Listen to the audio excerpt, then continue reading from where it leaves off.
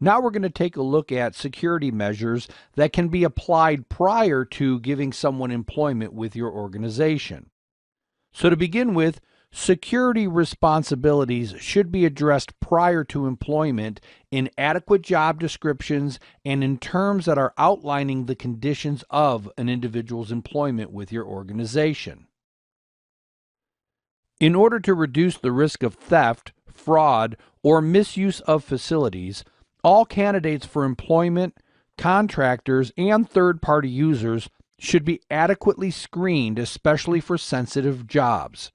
Employees, contractors, and third-party users of information processing facilities should sign an agreement on their security roles and the responsibilities that they have. These actions should ensure that employees, contractors, and third-party users understand their responsibilities and that they're suitable for the roles that they are considered for. Background verification checks on all employment candidates, contractors, and third-party users should be carried out in accordance with the relevant laws, regulations, and ethical standards. Background checks should be proportional to the business requirements and the classification of the information to be accessed and the perceived risk associated with somebody accessing that information. A documented, published, and signed code of conduct may be useful in covering the employees, contractors, or third-party user responsibilities.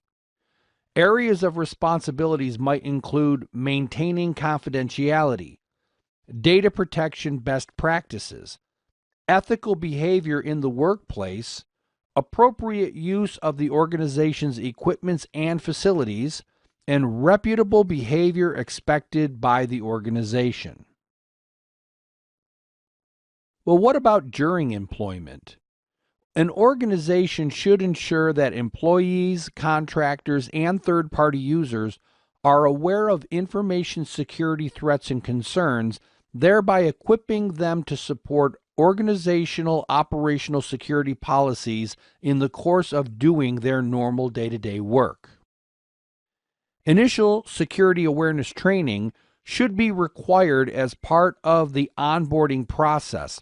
This training should be completed before access to any corporate information or services is granted.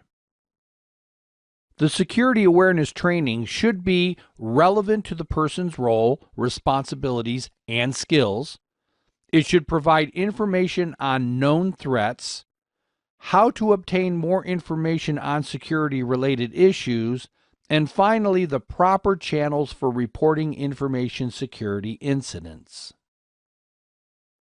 Ongoing training topics should include security requirements, legal responsibilities, business controls, logon procedures, use of software, and the disciplinary process, just to name a few.